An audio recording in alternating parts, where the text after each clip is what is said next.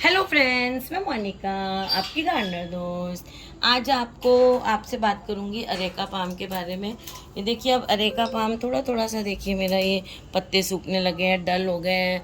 बारिश का मौसम जो है, ये देखो लियो को देखो, ये एसी का पानी है इकट्ठा होता है और ये बदमाशी शुरू हो गई है इसकी। ये एसी लियो, नो लियो, नो लियो। तो अब बारिश के बाद अब इसमें हमें खाद देनी पड़ेगी। गमले के पौधे जितने भी होते हैं उनको बारिश के बाद पानी देना पड़ता है, क्योंकि अब लीच आउट हो जाता है इसमें न्यूट्रिशन वगैरह, तो इसलिए वो दोबारा देना पड़ता है। आज मैं आपसे वही बात करूँगी कि अब इसको खाद देने लगूँगी। अरेका पाम के लिए बेस्ट खाद कैसी होती है जिससे ये बिल्कुल ग्रीन और अच्छा रहे और दोबारा से इसकी ग्रीनरी और अच्छी हो जाए।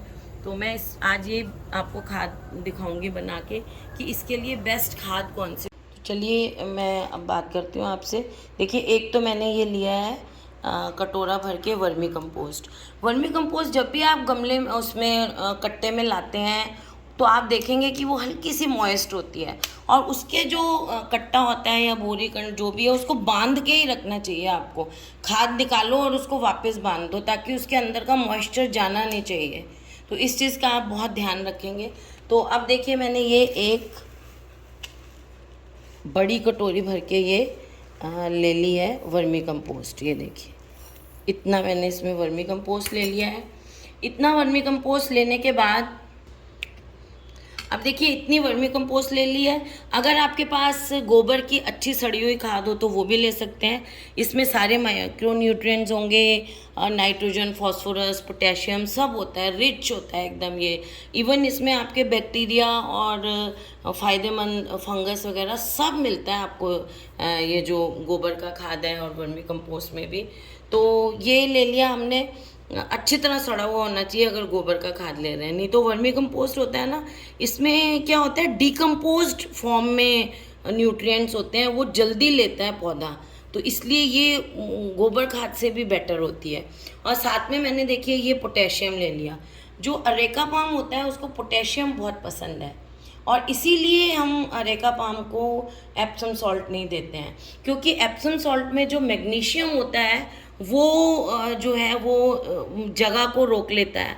तो पौधे में जब मैग्नीशियम एंड होके वो फिक्स हो जाता है जाकर क्लोरोफिल में या और न्यूट्रिएंट्स में, जहाँ पे न्यूट्रिएंट जाते हैं, तो वो जगह को ब्लॉक कर देता है, तो फिर उस जगह पर पोटेशियम नहीं जा पाता, और इसको पोटेशियम चाहिए होता है अरेका पाम को। तो इसलिए हम एप्सम सॉल्ट अरेका पाम को नहीं देते हैं। इसका ये रीज़न है। बहुत कभी 2-3 महीने में एक बार थोड़ा सा दे दें, स्प्रे कर दें, बाकी regular Epsom salt areca palm को कभी नहीं देना चाहिए, और ना ही दें, मैं तो देती ही नहीं हूँ। और ये देखिए, इतना मैंने ये कम से कम आप देखें तो 3 चम्मच के करीब इसमें, एक इतना बड़ा कटोरा मैंने ये खाद लिया है, और ये देखिए 3 चम्मच के करीब इसमें मैं पोटाश मिलाऊंगी। पोटाश जो है ये ऑर्गेनिक ही होता है, ये केमिकल खाद नहीं है। और साथ में इसके मैं ये जाइम मिला रही हूँ। जाइम भी आप ये देख लीजिए, 3 चम्मच के करीब ही जाइम हो गया इसमें, ये मिला दिया मैंने। जाइम भी सीवीड का खाद होता है, ये भी ऑर्गेनिक ही है। और साथ में मैं एक इतना चम्मच इसमें मिला देती हूँ ट्राइकोडर्मा। तो ये ट्राइकोडर्मा जो है फंगस वगैरह कुछ नहीं लगने देगा इसमें। और जाइम जो है उसमें भी माइक्रो न्यूट्रिएंट्स सारी बहुत अच्छा न्यूट्रिशनल वैल्यू होती है जाइम की। कोई पौधा आपका बहुत डल दिख रहा है कुछ है, तो उसमें आप सीवीड फर्टिलाइज़र डालेंगे तो वो बड़ी जल्दी से अपना दिखाता है असर, सुंदर हो जाता है आपका पौधा। और पोटेशियम इसको पसंद है, इसलिए हमने पोटेशियम मिला दिया। अब ये जो हमने खाद मिलाई है, ये इसको हम ऐसे मिक्स कर लेंगे। ये अब जो खाद इसके लिए तैयार हुई है, अब इतनी ही देखिए 3 चम्मच के करीब ही मैं इसमें बोन मिल डाल देती हूँ। अब बोन मिल डालने के बाद मैं हाथ नहीं लगाऊंगी इसको इस ऐसे मिला देती हूँ। देखिए ऐसे, ये बोन मिल जो मैं लाई हूँ ना, इसमें बड़ी स्मेल आ रही है आज। ये देखिए, बोन मिल आप लेना, आज मैं ये लाई हूँ, मुझे वीडियो बनाना था इसलिए मेरे पास बोन मिल ख़त्म थी। इसमें बड़ी स्मेल आ रही है गंदी सी। तो बोन मिल आप ऐसे लाएं, स्टीम्ड वाली बोन मिल लाएं, खुली ना लाया करें। बोन मिल जब लाएं कोशिश करें कि वो आप थोड़ी सी पैक वाली लेके आए और स्टीम्ड वाली लेके आए। तो अब देखिए ये बोन मिल में थोड़ी स्मेल आ रही है, तो ये देखो आप लियो को देखो, देखो ये नॉन वेज बच्चा, ये देखो ये बोन मिल की इसको खोलते ही स्मेल आ रही है, तो इसको ऊपर टेबल पे चढ़ चढ़ के खाने की कर रहा है। और अगर आपके यहाँ डॉग वगैरह है ना, तो ये डाल के थोड़ा सा बचाएं। ये क्या करता है, कोई भी खाद डालते हैं तो ये गमले में से खाद को खाने की कोशिश करता है। तो ध्यान रखें अगर आपके यहाँ डॉग वगैरह हैं, खाद खाते हैं, ये बहुत बदमाश होते हैं डॉग्स। देखिए ये जो हमारे खाद तैयार हो गया है ना, ये आपके अरेका पाम के लिए और सभी पाम, और भी जितने पाम हो, लेडी पाम हो, जो भी पाम हो, सब पाम्स के लिए ये जो खाद आपकी तैयार हुई है ये बेस्ट खाद है। तो इस तरह से ये वाली खाद मैं अपने उनको भी दूंगी पौधों को। जैसे मेरे जो मेरा जैसे अगर आपके पास देखिए 12 इंच के गमले में अगर लगा हुआ है तो आप उसको इतनी देंगे, 12 इंच के गमले में इतनी खाद देंगे, आधी कटोरी।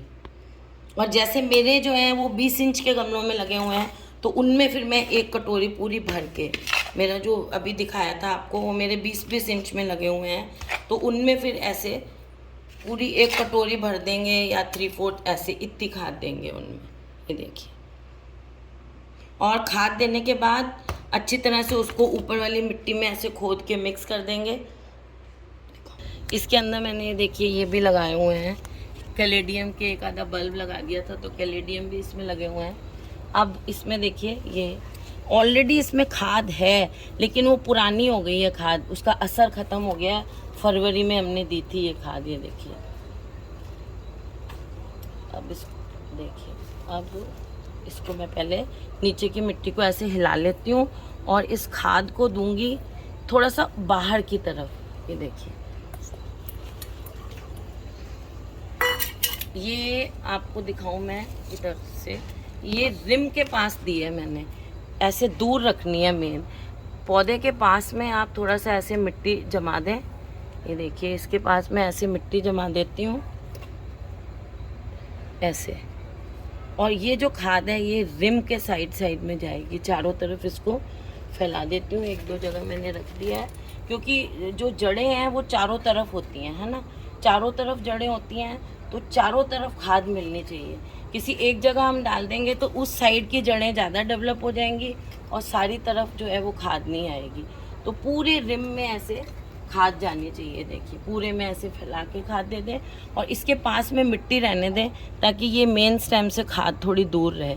अब इसको यहाँ पे हम ऐसे करके यहाँ वाली मिट्टी में मिक्स कर देंगे, बाहर वाली में, क्योंकि क्या होता है, या फिर इसके ऊपर एक लेयर मिट्टी की डाल दें या फिर इसको ऐसे मिक्स कर दें, तो जब आप पानी देंगे तो ये उछल के बाहर नहीं आएगी। ये देखिए, अच्छी तरह से इसको ऐसे करके मिक्स कर देंगे, ये देखिए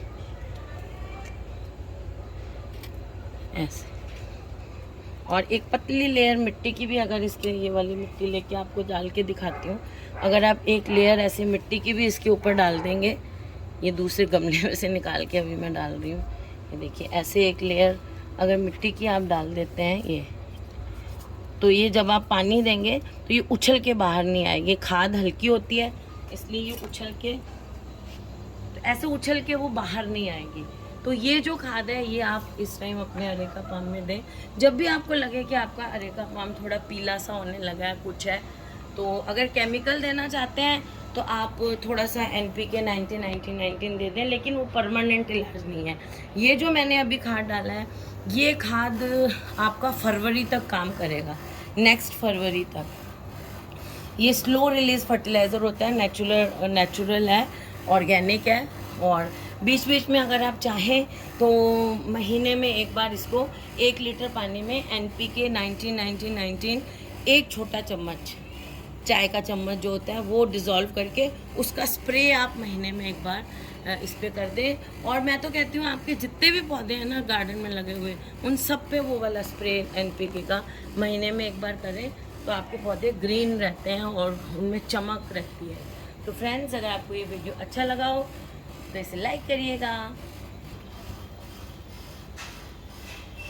शेयर करिएगा और मेरे चैनल को सब्सक्राइब करिएगा। Okay friends, bye.